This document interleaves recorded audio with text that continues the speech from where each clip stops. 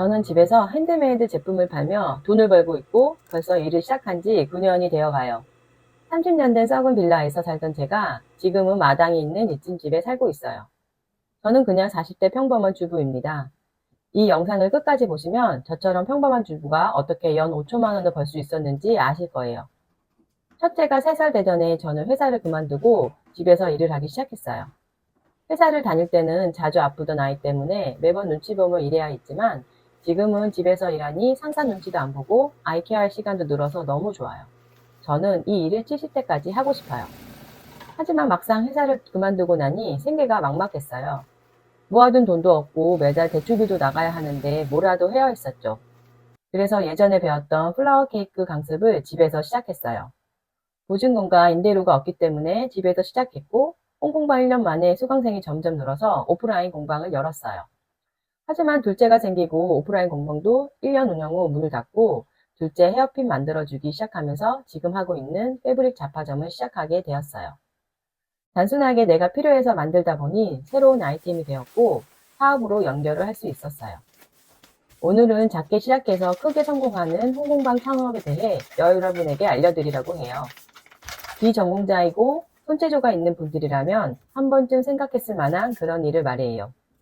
비록 제가 누구도 가르쳐주지 않아 혼자 헤매며 알아가야 했지만 이 영상을 보는 분들은 제가 알려드리는 방법으로 쉽고 빠르게 집에서 일할 수 있는 환경을 만들 수 있을 거예요.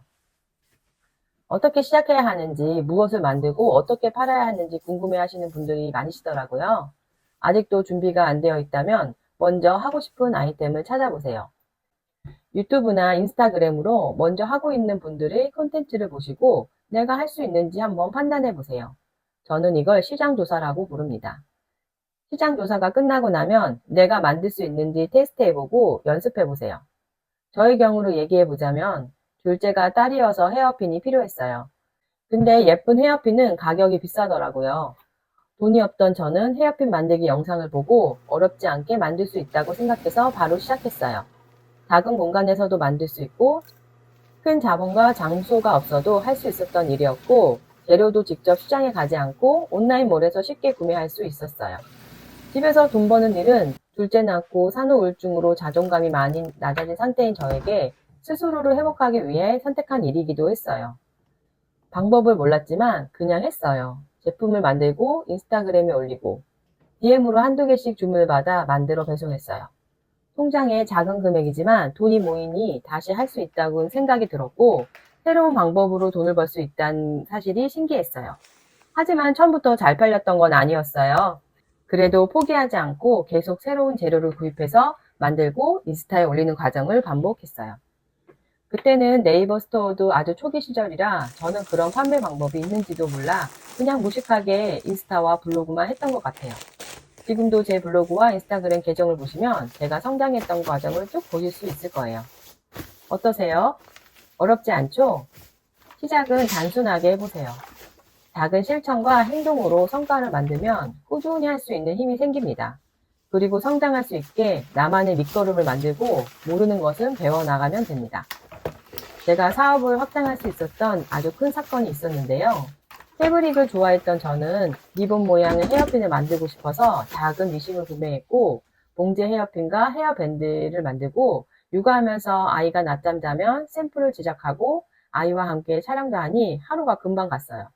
그러던 어느 날 전국적으로 코로나가 터지면서 모든 마스크가 돈이 났고 저는 그때 면 마스크 만들어 팔아야겠다 라고 생각을 했어요.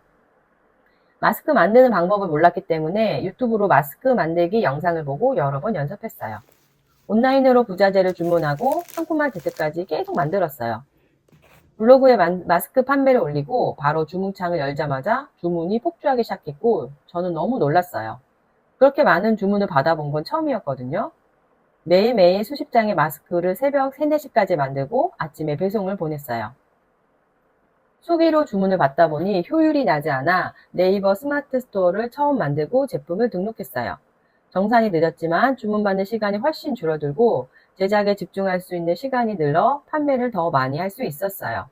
그때는 누군가가 저에게 처음부터 스마트 스토어에서 제품 파는 것을 알려주었다면 아마 저는 더 빠르게 성장할 수 있었을 거예요. 그때부터 지금까지 저는 계속 집에서 일하며 돈을 벌고 있어요. 그리고 꿈에 그리던 마당이 있는 입주직으로 이사하면서 인생이 달라졌어요. 집에서 일하는 가장 큰 장점은 아이들을 직접 케어할 수 있다는 점과 내가 버는 수입을 더 확장해 나갈 수 있다는 것이에요. 직장에 다녔다면 매달 같은 월급이 들어오겠지만 저는 제가 하고자 하면 더 많은 돈을 벌 수 있어요. 정년도 없는 직업이라 70세가 되어도 건강하다면 계속 할 수 있는 일이죠. 시작이 중요합니다. 지금 바로 시작할 수 있는 한 가지를 알려드릴게요. 살고 있는 집에서도 사업자 등록증이 가능하고 약간의 수수료만 내면 통신 판매업 신고를 하고 온라인 판매를 시작할 수 있어요.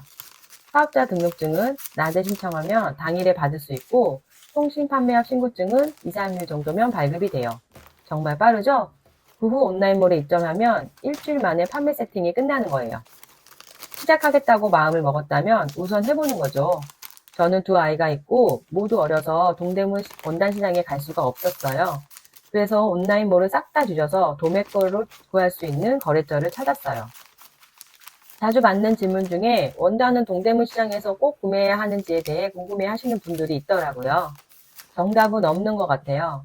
저는 시간적 여유가 없어서 온라인으로 재료를 구매해요. 지금도 원단 시장에 따로 가지 않고 도매 온라인몰에서 구매하고 새로운 원단을 볼 때는 소매몰에서도 구매하기도 합니다. 비싸게 구매할 수 있겠지만 대신 저는 시간을 벌었으니 손해라고 생각하지 않아요. 40대가 되어가니 시간이 가장 아까웠어요.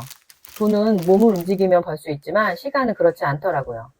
지금도 할까 말까 고민하시는 분들이 있다면 우선 해보시라고 이야기하고 싶어요. 리스크 없이 집에서 시작하는 온라인 홍콩방 창업이기 때문에 가능한 일이에요.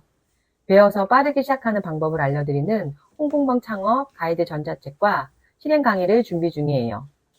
강의에서는 제가 그동안 쌓아왔던 도매처 정보나 아이템을 선정하는 법 등 실천에 필요한 모든 꿀 정보를 알려드려요. 오픈에 앞서 공방 창업에 대해 알려드리는 무료 강의가 있으니 꼭 신청해 보시고 정보 얻어가세요.